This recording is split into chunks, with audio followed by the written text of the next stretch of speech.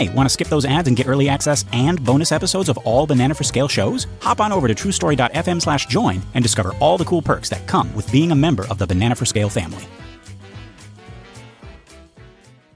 Coming up, we put clay pots, cream cheese, no cows on a bagel.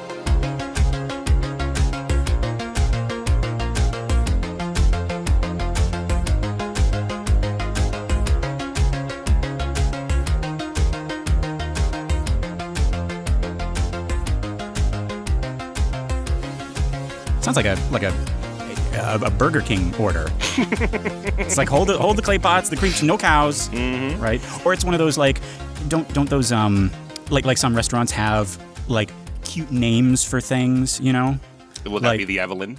Yeah, I'll have the Evelyn, clay pots, cream cheese, no cows. But no, like they'll say like no cow, like hold the cow when they don't want like cheese on their burger or something. Have you heard of this? Oh yeah. Yeah. At Waffle House, it's you can get your hash browns scattered, peppered, just scrambled. It means all sorts of different things. Yeah, right.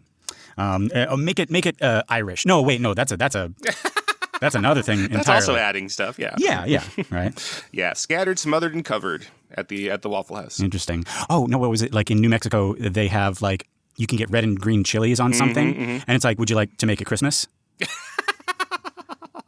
That's what I heard. Like in Breaking Bad, they said that. Yeah, that makes sense. Mm-hmm. All right. Yeah. I'm the one who delivers presents. Yeah. Anyway. Greeting. Oh, that's a villain origin story right there. Greetings, verse jumpers. I'm not Lester Ryan Clark. And I'm not Keenan Diaz. We're another version of them from another universe, and this is another episode of Every Minute of Everything Everywhere All at Once, a show where we attempt to explain, evaluate, enlighten, and elucidate the Academy Award-winning film Everything Everywhere All at Once. Okay, so our minute begins with our hero almost becoming the villain. And it ends with us almost hearing the villain's origin story. But for real, not like how the kids say it. Are you aware of this? Like how the kids say, this is my my origin story, my villain origin story. Yeah, my villain, like this is my villain origin story. Yeah. Yeah. Yes, folks, if you're unaware because you don't have kids or you don't teach them for a living, there's a new trend. And by new, I mean probably old by now, but this is as fast as my old man brain can keep up. But it's this thing where you see something like bad, but also kind of funny happen to someone on TikTok. Like usually it's someone innocent. So like a kid at Disneyland and his mom just got him one of those giant churros or something. And oh, this is the happiest day ever. And he's the happiest kid at the happiest place on earth. And then a pigeon swoops down and grabs it, right? Like takes off with it. And the kid is devastated, right? And the parents are laughing and filming, and inevitably, they're going to get so many likes online. Yes, right. And inevitably, someone in the comments will say, "This is his villain origin story." Right. Right. But see, Keenan, what they don't understand is that when that pigeon was a child, it was the runt of the litter. And when the mama pigeon was feeding all his brothers and sisters, he always got neglected. And so society taught him that if you want anything in this world, you got to take it. And that's just survival. And that was his pigeon villain origin story. I almost said his pigeon origin story, but I guess he was a pigeon in the egg even. He was still a pigeon. Right. Pigeons aren't made, they're born, actually. All right, so it's generational pigeon trauma leads to generational pigeon villain origin stories. Yes, and you're exactly right. Because, see, Keenan, what that pigeon doesn't understand is that his mother got all the worms growing up. And as a result, never really applied herself because everything was always given to her. And she saw in her young son the potential to be someone, to make something of himself, and said, I'm not going to make the same mistake my parents made with me. I'm going to teach this kid that he can be anything. He's just got to work for it, and he's going to learn the value of $1. But see, Keenan, that backfired on her because she doesn't understand the value of $1 because she's privileged and a pigeon. She understands the value of a piece of string. Yeah. That falls out of someone's pocket. Or a, what do you call it, a bread bag twisty tie. She understands that. Oh, yeah, she understands that. Right. But no, I actually love this trend. I love that the younger generation has embraced that villains are made as opposed to their grandparents who think villains just come from other countries. It's definitely a step in the right direction, isn't it? Yeah. Maybe I'm a boomer then, because I was saying maybe the reason that these pigeons are evil and they swoop down and steal the churros at Disneyland is, when they're from Knott's Berry Farm. And like, oh, those kids over at Disneyland think that they're so goddamn smart. I'll show them. I'll go show them, yeah. Yeah, that's what Ian told me about Dracula. Dracula's like the ultimate like, other story, and Stoker was writing about, it's like, yeah, we got to be careful of these scary monsters, aka foreigners, these rich, old money foreigners coming into England and stealing our pure British women. Yeah, so. Yeah, that was a darker... Stealing them by being more handsome and more rich and refined and caring about them more than us. Right, yeah. Showing them affection. Yeah.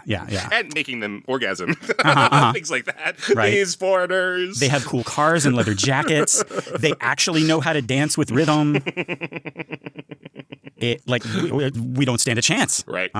Yeah, I mean, there was a much darker side to one of my favorite novels, Dracula. The darker side of Dracula. Yeah, right. Yeah. Which, by the way, folks, go and see the new episode of Sitting in the Dark. They just did an episode on all the Dracula movies. I found out about it because it popped up on my little subscribed thing. Very good. Very good. Yes. Would have liked to come on there and and talk about one of my favorite books. But I don't know. Maybe this is my villain origin story. I don't know. I didn't even read the book, and I was on the show. Yeah, and I read it every year. No. I'm not bitter. I'm not stewing in anything. I'm not going to become an actual vampire later. No. No, I'm kidding. You and I are going to do Dracula later on. Yes, soon. It's going to be the Bram Stoker version. Yeah. No, the Bram Stoker version. The Francis Ford Coppola version. Yeah, but we're talking about origin stories because we're about to sort of hear one, and then we almost have one with Evelyn. Right. Yeah. Sort of. Yeah, kind of, sort of, like almost. But Alpha Wayman shuts that down. But yeah, let's get to the top of this minute. Remember, they're in this sort of respite between fighting and running. They're hiding out in this meeting room, and our Evelyn is still experiencing some residual emotions from her verse jump into a life of fame and fortune, a life without her husband. And I want to talk about two things here before she even speaks. First, I know we just joked about it, but this is a brief flirting with villainy here. Yep. Not in the literal sense, but Evelyn has grown enough in our story. She has progressed through the hero's journey enough to where she can now be tempted to become the villain, right? Think about that. Like, Darth Vader's not going to show up on Tatooine and be like, come join the dark side. By the way, I'm your father. I saved us like 2 movies, right? No, because like at that point, Luke wouldn't even know what to make of that, right? Moisture farming. Well, he barely believes in the Force or whatever the opposite of the dark side is. Exactly. Do they call it the light side? No, I don't think they name it. Right. Actually, yeah. I was just saying that. I was going to say that, Liz. That sounds really wussy. Yeah. The light side of the Force. Maybe that's why they don't name it. Yeah. But it's like, your side doesn't even have a name. What the heck? But no, like, that's what I'm saying. Like, the villain doesn't meet you at the start of the path. He meets you when you're like already deep in the woods. He meets you at the fork in the road, right? The devil doesn't come to baby Jesus. He's like, hey, baby Jesus, first of all, hi, Satan, Prince of Darkness, your eternal foe. Could I interest you in this novelty-sized churro? No. He comes to him in the desert after Jesus lived a life of being Jesus, and he's like, wow, being Jesus is really tough. Hey, I can help you. Maybe other people don't believe in you, but I know who you are. I can get you what you want. You want kingdoms? I can, all the kingdoms of the world, right?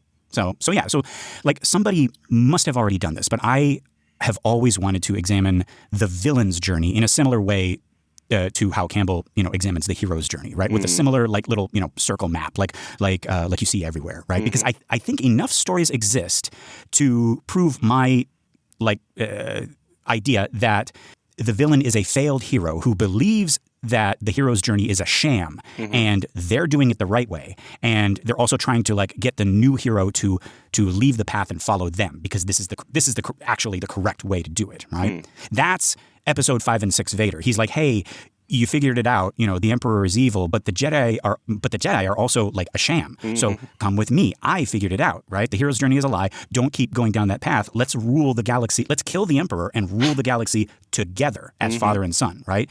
And don't worry about the Emperor. He'll somehow he'll return. Somehow, yeah. Don't worry about him. Right? But at this point, right after all his training, Luke can sort of understand that and be tempted by it, right? Yeah. This Luke, like episode 5 and 6 Luke, right? Yeah, that's really interesting. The villain's journey. We should work on that, Lester. We could do that. I don't know if I've seen that.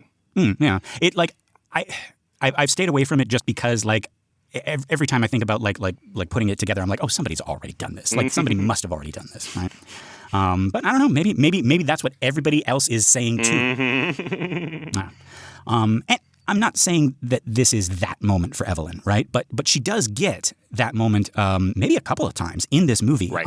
So I'm just saying that this is the beginning of that peak over at the dark side. Right. And you know, now that she knows that there even is a dark side, right? And in this little peek, she can see that, yes, they do have novelty-sized churros over there. Right? And she's like, oh, this looks a little tempting. This looks a little attractive, right? But no, that's one thing that I wanted to talk about here, our little brush with villainy. Right. And I think it's important that we do some of that here because Evelyn's about to head to the sequence where she encounters for the first time the ultimate evil in Jobu, right? Like really encounters. Like she thinks, Deirdre's bad enough, right? But it's actually this other thing, right? Yeah. So that's what, like, Joseph Campbell will talk about that as the approach to the inmost cave, right? And that's sort of translated by Chris Vogler into screenwriting terms is like when you first see the Death Star and that kind of thing, right? Like, oh, that's really it, right? So that's about to happen. And then Evelyn will, by the end of Act 2, right, she's going to go full Jobu and become in some ways worse than Jobu, right? Like that's the function of what the hero does, right? But it's interesting that we have it here. Just like Darth Vader, or just like, Vader Jr., what's his name? Luke Skywalker. Jesus Christ, Lester. I was just talking about him. Just like how Luke finally loses it and starts, you know, like almost killing his father. Right. In episode, six, I believe. Six. yeah. But so it's interesting that we have this little moment here with Evelyn with just her allies, right? In this water hole scene with Waymond, where it is like, okay, something about that is there in her now because if we had seen her come to that realization when Jobu was there, we might think that, you know, if Jobu's like, hey, what about this, that we could do anything that we want, right? Then it might be like, oh, Jobu's like brainwashing her or manipulating her. Like it's Jobu's fault she's using magic or something. Right. Yeah. Like being in the presence of Jobu makes you evil. Like being in the presence of Vigo. Yes, makes you evil in Ghostbusters. Look at him. Ghostbusters 2. Yeah. With Peter McNichol. Right. From Ally McBeal. Yeah. That's right. Yeah. But and so Adam here, Sandler too. Yes. Oh my God, he's so funny now. He and Christine Baranski are so funny now. Family too as those. Oh my God. Camp counselors. directors. Yeah. That's so funny. Yeah, so Evelyn has that on her own just by being exposed to the positive aspects of the other universes. Yeah. Without being exposed yet to the negative aspects of the other universes. I like that. Yeah. No, that's a very good point. Like you the devil can't like come and say, it's like, you know, Bippity Boppity Boo, you're evil. Now go, you know, follow me. The best kind of devil, the best kind of villain is, you know, kind of puts his arm around you and it's like, hey, I know what you've been thinking about. I know how you feel. Like you feel a little bit of like darkness, don't you? Well, hey, that's actually good. Like come with me. Right. Yeah. So that's the one thing. The other thing I want to talk about is how Evelyn Wong handles it, how Evelyn Wong brushes with this villainy. It is such a great character moment at the very top of our minute. Before she even speaks, she is holding that bagel, almost like a scared child holding a teddy bear, right? She's hugging it, but she's also like holding it up like a shield because she knows what she's about to ask is bad, and she already feels like a kid in trouble. She has regressed, like when she's with Gong Gong, to a child who is afraid to a child. She's regressed to a child who is afraid to ask for happiness. That's what Gong Gong has taught her. Right. Is that happiness is not for her. And she's probably been scolded, not just denied, but scolded whenever she asks for little things that, you know, that make a child happy, like a toy or a pretty dress, and instead of just saying no, Gong Gong probably eviscerated her, right? Like made her feel like shit for even asking. Yeah. Like how, like you don't, like I'm offended that you would even like ask for that. Right. You know? Yeah. Yeah. As you say that totally strikes true. I hadn't thought about that, but I think that makes a lot of sense. And like, okay, I don't mean like just the way that she's because she could be being like, well, what if I decided I wanted to go into that? You know, like exploring it, like she's happy, like, hey, Alpha Waymond, I just, you know, I learned about this and now I want to go into the other world. She's not excited about it. She's like scared to ask about it. Right. Yeah. Yeah. And I don't, I'm hesitating because I don't want to like psychoanalyze real people. So what I'm going to say about Evelyn isn't about real people. Right. It's not about you or me or anybody out there. Right. But like, this is not Michelle Yeoh. This is the character of Evelyn Wong. Right. But someone who has that kind of childhood, that might make sense sense like why she doesn't finish her project. So that's why I'm saying like in the real world, that's because of all sorts of, actual things. You can't actually pinpoint something, right? But like, like I finished this painting and show it to my father and he doesn't like it. And I finished this dollhouse that I build or this birdhouse, right? I built this, show it to my father. And like, it's so much easier and safer sometimes for people in that position to start things than finish them. That is a great point. You can't do it wrong if you don't finish it. If you don't do it right. If you don't do it, if you don't finish it, Yeah. Oh, wow. Yeah. So yeah, like, let's go back. Look at that house, folks. It's full of unfinished things and I imagine, she got right up to the end and she's like imagining how, or fantasizing rather, because it would be a fantasy, how proud her father would be that she finished this thing, right? She finished this little, home project or whatever. And then she's like, but the reality, right? He's going to criticize it. He's going to say, I made the, I bought the wrong table. I did the curtains wrong or whatever. Right. And then, just, okay, well, let's not do it. Let's do something else. Right. Even things of like, okay, we've half sorted this bookcase. So it's half Pretty Little Wallets and then the rest of it is just all messed up. It's half color coordinated. The vacuum cleaner is half put away even, like, because if you find the proper spot for the vacuum cleaner, then you have to solicit feedback for it. And, and that's difficult. Oh, yeah. Jeez. Yeah, we're finding out a lot about our Evelyn. And about myself, I guess. About all of us. About all of us. Yeah. This is about real people. I'm saying this applies to everybody. Right. Yes. Right. We've psychoanalyzed everybody. Yes. It's all. We're pointing one finger at you, but three fingers at us. That's right. Yeah. Listeners, yes, your job is hard, and yes, it sometimes feels like you just don't have any time for yourself. But like, if you want to be a great podcaster, wait, who are we talking about, Lester? I don't know. Let's move on. No. But just again, reiterating, we're not trying to psychoanalyze you if you have trouble finishing things, but just Evelyn. Yeah, we're not Freud. Even Freud wasn't Freud. He was a fraud. Yeah, he was. It's kind of spelled the same way. Okay. Okay, so I had a teacher growing up in middle school whose name was Mrs. Freund. So it was very it was very close to Freud, but Freund.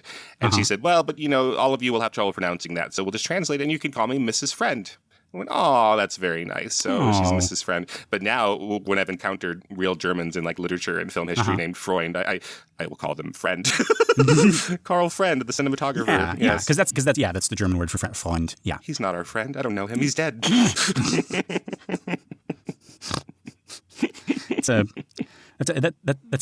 Freundian slip. No, wait. No, it was terrible. He died of a Freundian slip. No, that's two metaphors mixed up, like, because the slip is an actual like physical slip. Right. No, this doesn't work. Right. I know, but like Freud would be happy with that. I did two jokes at the same time, and they canceled each other out. Anyway, but you know what a Freudian no, that's not what it's called. You know what a Freudian slip is? Yeah, it's when you say one thing and mean another. I mean, yeah. And so so let's get to it. Evelyn says, "What if I want to go back to the other universe?" Right? And sadly, a similar thing happens here, right? At least from Evelyn's point of view. Alpha Wayman freaks out. Yep. He spits out that bagel and the half and half, grabs Evelyn's shoulders and screams at her, shut it down, you hear me? As he shakes her violently. Now, folks, we know why Wayman is doing this. He loves Evelyn. He cares about her. He's seen far too many Evelyns die, and he's thinking about, that fate worse than death, right? So this is a panicked father shaking his kid after she maybe like drank something poisonous or something. Right. Like, spit it out, right? But folks, Evelyn only knows one kind of father, and Gong Gong would bring that same energy to her asking if she can get some new crayons or something, right? He would make her feel like she's being like wildly irresponsible and selfish and endangering herself and him. And so the second thing I want to talk about here is look at Michelle Yeoh's face during this, right? It's not flabbergasted. She's not like, holy shit, Alpha Wayman, you're overreacting. I'm scared and confused at how loud you're being. No, her eyes are closed. It really looks like she is receiving that abuse again. Like, I knew it. I knew I didn't deserve happiness, and now he's yelling at me again, right? He being Gong Gong, like she's mix and matched them. And this is just the first 10 seconds of this minute, folks, right? Just these tiny little choices are so fascinating to me. Yeah, and I don't know. I wonder if maybe maybe she wouldn't say such a thing to her Waymond, but maybe to Alpha Waymond, who you represent something different for her, right? That somebody who is like her Waymond, but is supposedly better. He's the super version of Waymond. Actually, yeah, that's a good little thought experiment. Like what would our Waymond say to that? Like, I almost feel like he'd be like, "Oh yeah, honey, like, that's good. Yeah, go do it. Yeah." You know, like he'd be very supportive. And does she? Okay. So, like, in her mind, like, in the back of her mind, does she know that? And she's like, oh, well, I can't ask Waymond anything because, like, at this point, his support is, like maybe it feels empty to her. Like, he says I can do anything. Like, right. Like, I gave up, my singing career. It's like, yeah, you should go back and do your singing, I'll take care of the laundromat. And so having that door open, having that yes always be there for her is maybe a little bit scary. Right. And that's a whole new angle. I didn't even think about that. Yeah, dang. I could have it both ways now. Because I like the idea that she's finally been made confident enough to ask for something again, now in her adult life. And, the tragedy of it is that we have another guy, another father figure type person saying no to her and her kind of like falling back into that despair. Right. Or she knows he's going to say no because he's different from her Waymond. Right. And she wants that for some reason. Right. I like both of those, actually. Yeah. Well, also, while he's shaking her, I didn't notice him when I was playing it, but while I have it paused here, we see part of his shirt in the back is kind of distressed, potentially from the fight. So I'm going to just keep a track of that. Like, I don't think that is how it looks before they get to the IRS building. Like, before the fights, I don't think that's, like, implying that, like they go around with holes in their shirts, Oh, okay. So another, in the regular like, world, yeah. Right. So not just like a simple like tiny little continuity thing, but like what is this saying? Is it like do the Wongs have like holes in their socks, or do they have nice clothes? And this was from the fight. I think it's from the fight. So I'll try to go back. I was just noticing this while we had it paused while we were talking about it. So I don't think that's in the regular world. So I think that's the fighting world, and I'll keep track, and maybe we'll see it more as we go along, right? Because we obviously have distress on her head, right? Because we have a little injury, like on their skin with the makeup and the hair and everything like that. What 90s kids who remember the Jurassic Park line of toys would call battle damage. Right. Yes. Yeah. You know what I'm talking about. You can get a little stegosaurus and then take off part of its side and see its bones in there. Yeah. Or Or like the Kool-Aid Man comes out of it. Yeah. Yeah. So I think that's what's going on. Is we have some battle damage that we didn't pick up on before, and we'll see if that goes on with Waymond's clothes going forward. Yeah, see, that's Steven Spielberg. He'll make toys that they start out normal and then they get the battle damage, right? George Lucas, and you buy cleaned up Hayden Christensen, Darth Vader, or Anakin Skywalker, and then you gotta spend $40 more because he's got an eyebrow scar. Yeah, for a whole new doll. Yeah. And your parents are like, what the fuck is this? It's the same. It's the same guy. No, he's got battle damage. Let me draw. No, because then I don't have when he's all cleaned up. See, logic, folks. Come on. But no, yeah, that's a good thing to keep an eye on. Like, if that's true, then that's pretty impressive of the Daniels. Just like making sure it's like, okay, like, they've been through the fire. Let's put some holes in the shirts and everything. Right. Yeah. And especially for one where we're going to see both, we're going to have diverging timelines. Right. So we can't just have just the distressed ones. We're going to have to keep going back to the original ones. Yeah. Like, is the other Waymond does the other Waymond in the Winnebago like have a little hole in the back of his shirt? Shouldn't think so. Yeah, probably not. Yeah. Right. But yeah, Evelyn says, it's like, okay, I'm back. And she even puts her hands up in front of her face. I don't know if that's an indicator of something. Knowing Gong Gong, probably. But Waymond has turned his attention to the phone on the ground. He picks it up and he checks it. I like this little detail. It's very, very real. He's checking if she's still linked to the other world. Right? He and Michelle Yeoh are doing such a good job with the human drama that here that like we completely forget about like the technical sci-fi rules of the story. Right? Like I would have completely forgiven the Daniels for not having him remember to check the phone. Right. But of course he does, right? Like that's the thing that's going to tell him if she's still in that other world. And he then looks back up at her and says, listen, you're only using the other worlds to acquire special skills. Do you understand? I like how Evelyn's still clutching the bagel, but she's also back with us, right? She's realizing that this Waymond isn't like Gong Gong, and she's listening now and trying to understand. Right. He continues. He says, but if you fall for the temptations, you invite contradiction, chaos. The clay pot could shatter and you could die. Or far worse. And folks, another great hero moment here, another flirt with the darkness. Once Evelyn understands he's telling her to be careful, she challenges it, right? So now that's where we are in her hero journey, right? She's gotten a glimpse of the dark side. Obi-Wan is like, don't go over there, right? And she's learned just enough about this world to be like, why? Like yesterday, I didn't even know about this whole multiverse thing. You've dragged me kicking and screaming through all this learning. You taught me how to verse jump. I know how to do it. I still don't even know what the fuck it is.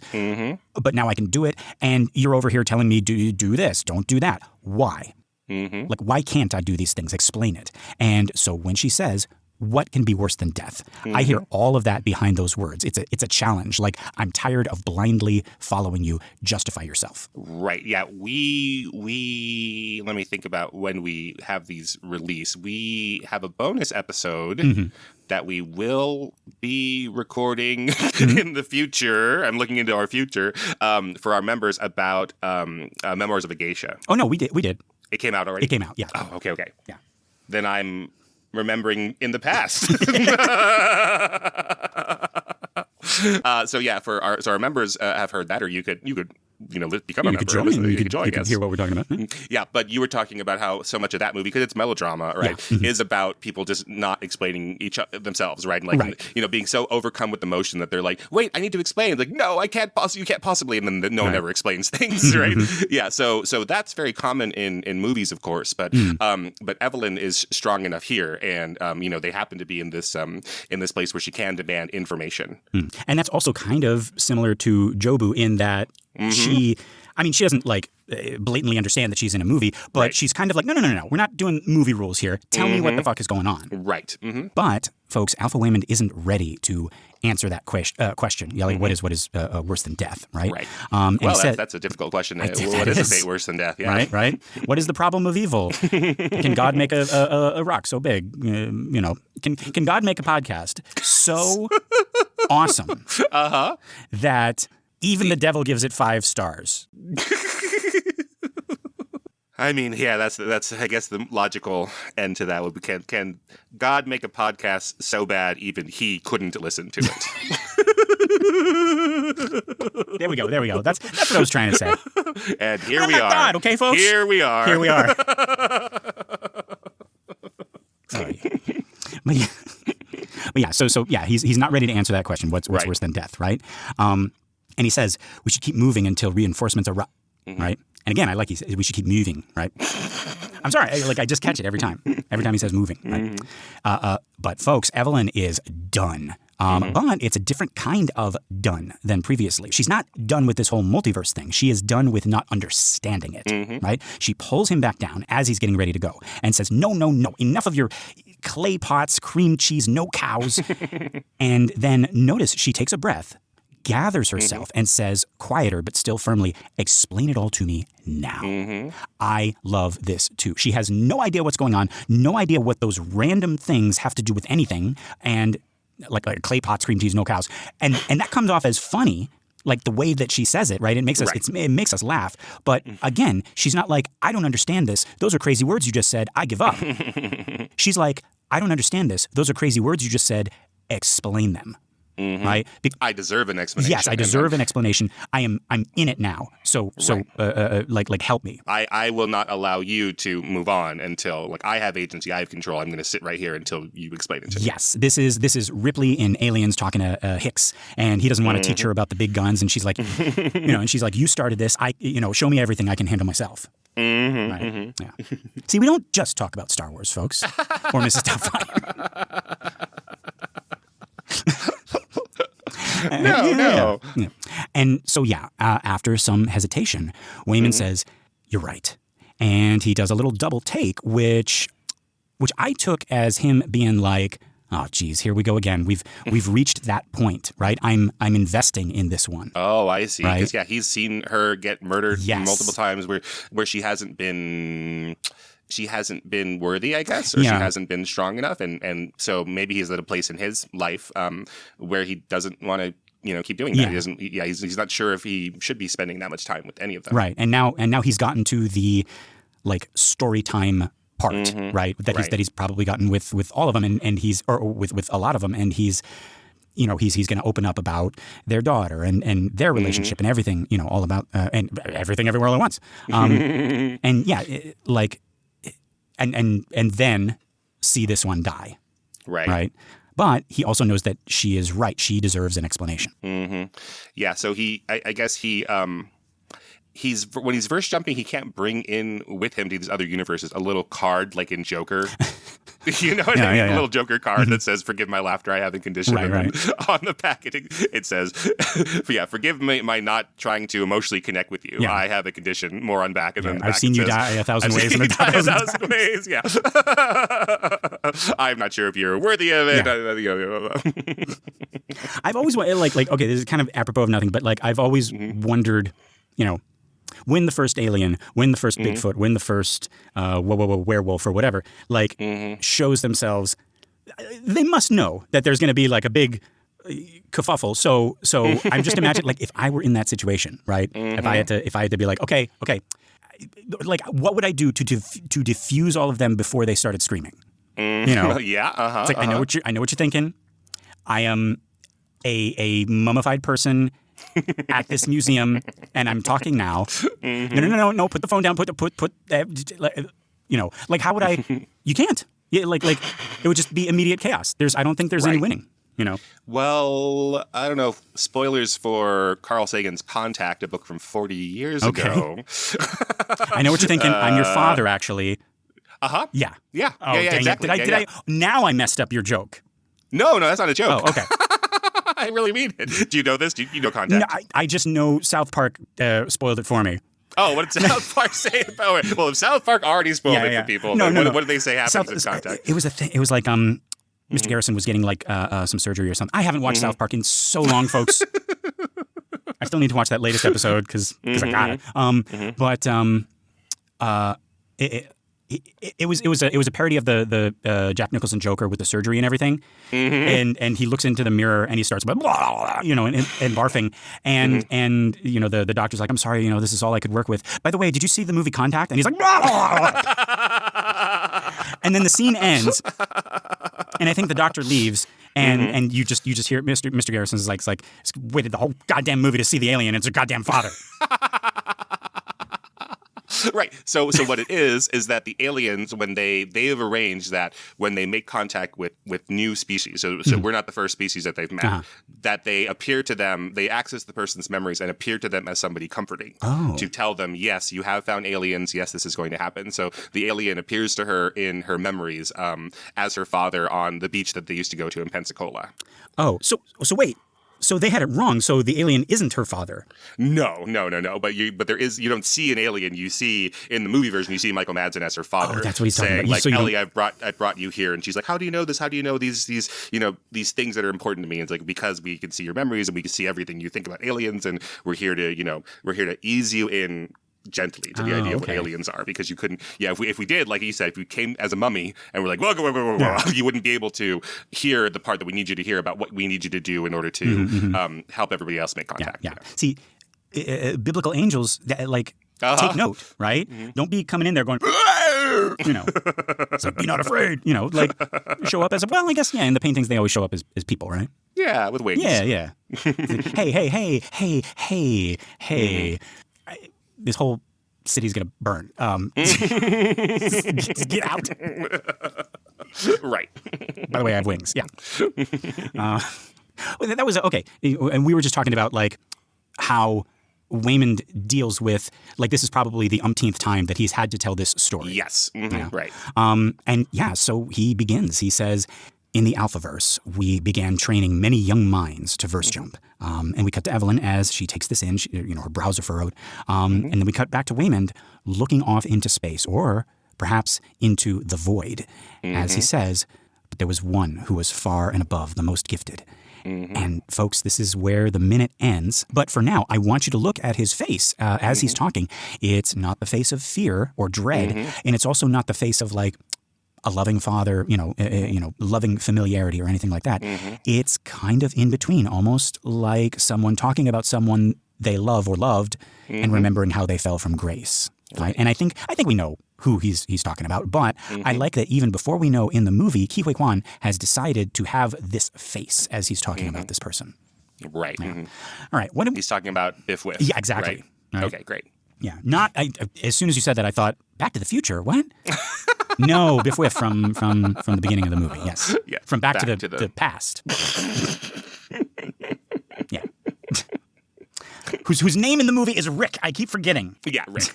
We just keep on calling him Biff Whiff.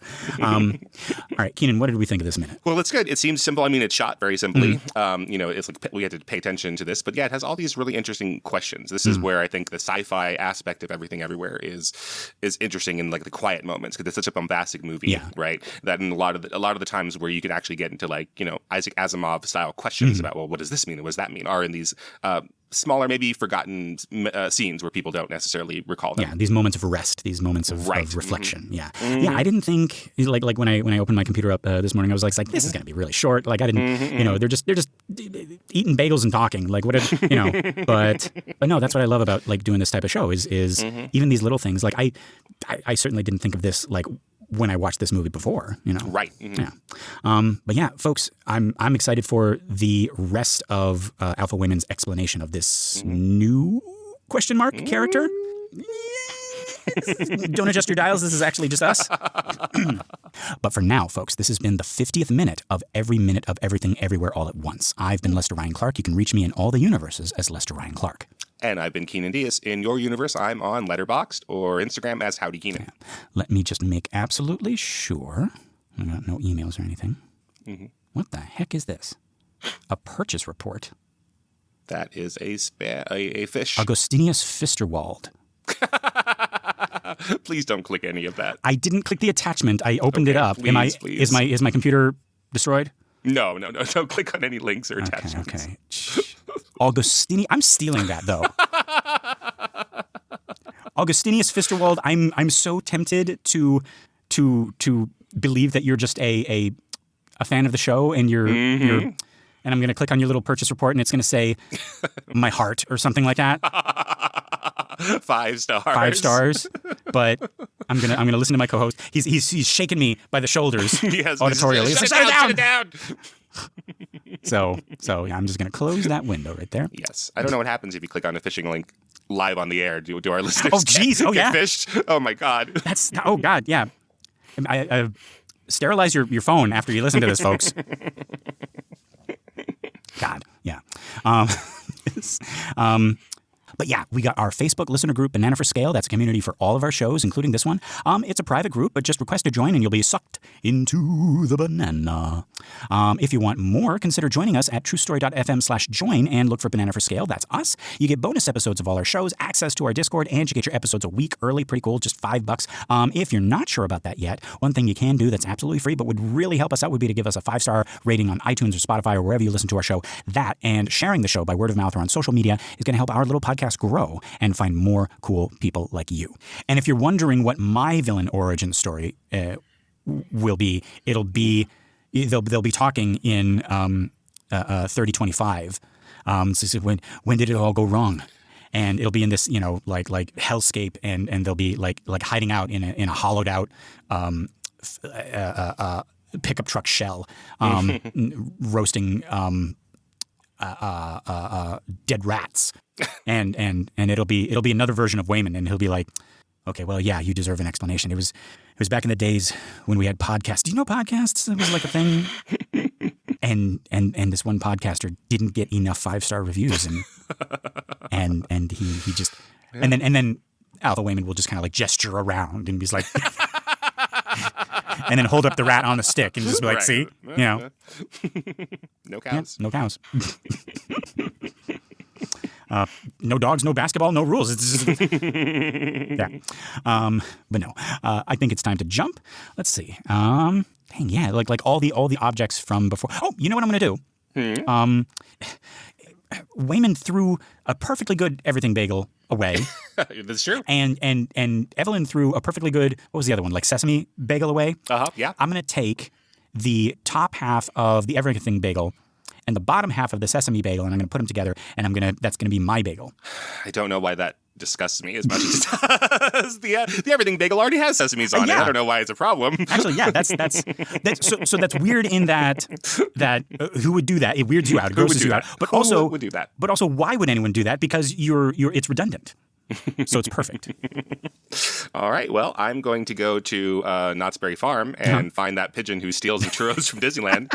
And I'm going to have a stern talking to. I'm going to point a finger at him, which of course means that 3 fingers are pointed back. Yes. At me. And that pigeon, Harry S. Truman. No. Okay. All right. Keenan, are you thinking what I'm thinking? That the real villain origin story is when your parents drew on your Anakin Skywalker action figure. Yes. That is. Wow. I feel like I'm on the therapist couch with Freund. All right. Okay. All right, folks. That's it. Until next time. 1, 2, 3.